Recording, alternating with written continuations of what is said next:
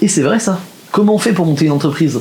Salut à tous, c'est Emeric, nouveau décor, nouvel environnement et surtout j'espère que vous allez bien. Aujourd'hui on va voir quelles sont les étapes pour créer son entreprise, d'autant plus quand on est étudiant.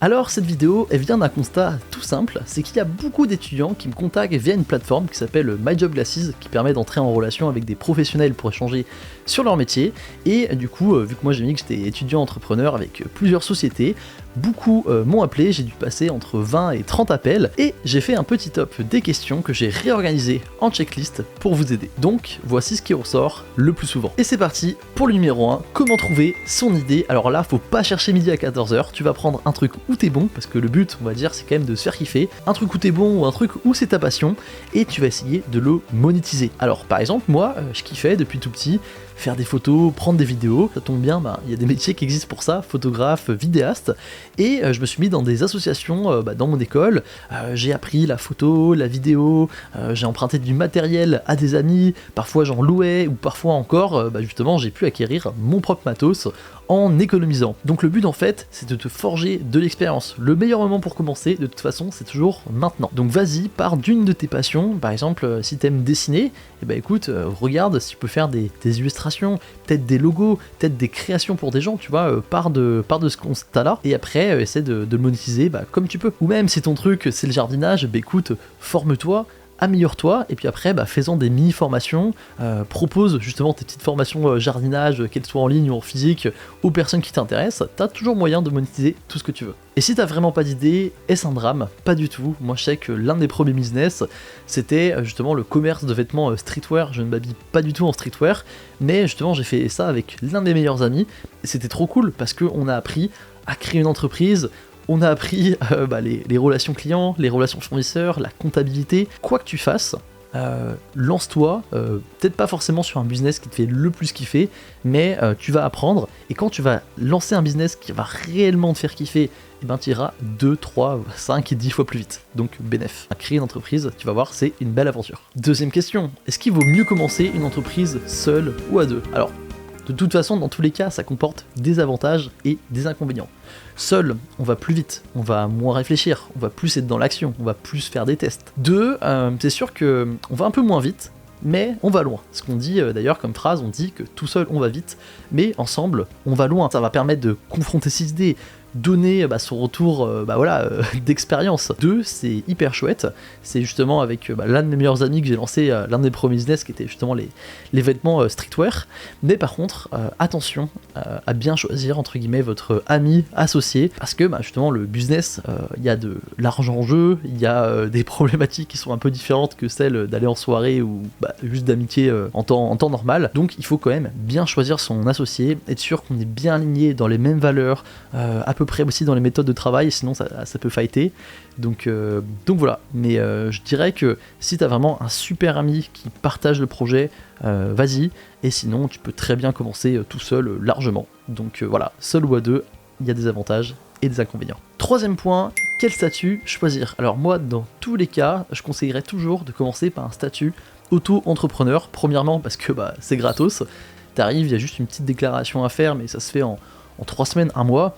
D'ailleurs, si ça vous intéresse que je vous montre tout le process pour créer son auto-entreprise, dites-le moi en commentaire et j'essaierai de vous faire une petite vidéo dessus. Donc voilà, en tout cas, le statut auto-entrepreneur, il est simple, il est accessible. Vous payez juste sur votre chiffre d'affaires, c'est hyper simplifié. Vous payez 22% de cotisation sociale. Et en plus, la première année, vous pouvez demander un allègement pour payer que 11%, ça s'appelle l'ACRE. On commence auto-entrepreneur dans un premier temps, on va avoir du coup son numéro d'identification, numéro de siret, on va pouvoir facturer des clients, on va pouvoir avancer, ça c'est chouette. Et après, dans un second temps, on pourra passer sur une forme juridique un peu plus complexe, par exemple en SASU, ça veut dire Société par Action Simplifiée Unipersonnelle, c'est vraiment une société où on est tout seul. Moi, c'est ce que j'ai par exemple pour mon agence marketing. J'ai 2 employés, mais je suis seul au capital. Ou sinon, vous pouvez faire aussi avec un ami une SAS, c'est pareil, société par action simplifiée, sauf que là, vous êtes plusieurs. Et ça, c'est ce que j'ai aussi avec un ami, où on a un cabinet de conseil avec 2 employés également.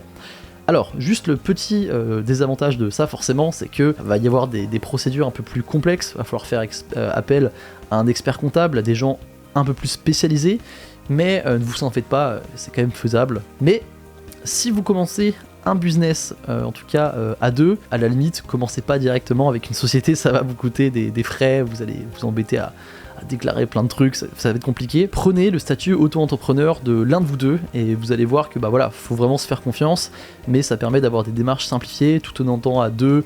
Enfin voilà, si c'est vraiment un bon ami, ça devrait pas poser de soucis. Nous, c'est ce qu'on avait fait du coup lors de notre première entreprise. On avait pris le statut entrepreneur de l'un de nous deux, on avait commencé comme ça. Quand on a commencé à avoir des résultats, on s'est dit bon allez, let's go, on passe aux sociétés. Et là, on déclare officiellement justement qu'on est deux. Et puis on va pouvoir avancer comme ça dans le business. Donc voilà, tu commences avec un statut auto-entrepreneur et puis après t'avises par la suite pour passer en société. Autre point, je n'ai pas le temps, que faire? Alors ça c'est quelque chose que j'entends hyper souvent. Il y a des gens qui me disent oui mais avec les cours, avec peut-être mon sport, j'arrive pas. Et moi je leur dis écoute, moi j'ai réussi à sortir, à faire des assos, à être bien classé dans mon école tout en montant 3 boîtes. Est-ce que tu penses pas que tu peux quand même monter un de tes business petit à petit? Et là ils disent ah oui, c'est vrai, je comprends. En fait, c'est toute une question, d'organisation. Avant de vraiment te consacrer à fond sur ton projet, si tu penses que t'as pas de temps, essaie d'optimiser l'existant. C'est-à-dire que par exemple, est-ce que tu es assez efficace dans tes révisions? Est-ce que tu es productif? Essaie de partir de là, de l'existant, et d'optimiser. Par exemple, si tu arrives à mieux réviser, que tu arrives à réviser un cours en 3 heures au lieu de 5, eh ben tu gagnes 2 heures. Tu gagnes 2 heures pour ton projet, c'est top. Donc voilà, et pour ça, regarde d'autres vidéos de ma chaîne, on parle de productivité, tu vas pouvoir apprendre à réviser plus vite. Donc optimise déjà ton temps existant et tu verras que tu peux te dégager du temps de ouf. Et surtout, te mets pas impression poteau, t'es encore en études. Ça veut dire que dans tous les cas, vas-y à ton rythme, en accumulant au fur et à mesure des expériences, en accumulant une petite heure par-ci, une petite heure par-là, à la fin de tes études, tu te seras démarqué et tu pourras soit être recruté par une entreprise parce que tu les auras vraiment intéressés, on verra quelqu'un de hyper débrouillard, de challengeant, ou alors, si ton entreprise commence à bien marcher, tu pourras te mettre à temps plein dessus, un petit peu comme il se passe pour moi en ce moment, quoi. Donc c'est cool. Pour résumer, essaie d'optimiser les choses que tu fais déjà, essaie de réviser mieux, plus vite. Tu verras sur ma chaîne, il y a plein de méthodes pour le faire. Et surtout, il vaut mieux une demi-heure par jour, tous les jours, que des sessions de 3 ou 4 heures. Donc fonce. Tu vois, pour te donner un exemple personnel, moi pendant les études, parfois je faisais du coup une presta photo, tu vois, le dimanche. Donc ça me prenait quasi tout mon dimanche, on va dire. Et mes amis, ils avaient tout le week-end pour, admettons, réviser une évaluation qui était le lundi. Moi, je savais que dans tous les cas, le dimanche, je taffais. Donc, je n'avais plus que le samedi pour bosser. Et au final, je me mettais vraiment dans un mood, je taffe, téléphone en mode avion, session de révision, et je révisais l'examen en 5 heures, alors que mes amis, en fait, ils avaient le week-end. Du coup, ils traînaient, ça leur a pris 8-9 heures. Alors qu'au final, on a révisé pareil, c'est juste que moi j'ai été plus efficace et plus optimisé. S'il prenait 8 heures, moi ça m'en prenait 5, je gagne 3 heures. Et 3 heures, tu peux caler des projets avec. Autre point, cela part dans tous les sens, je ne m'en sors pas.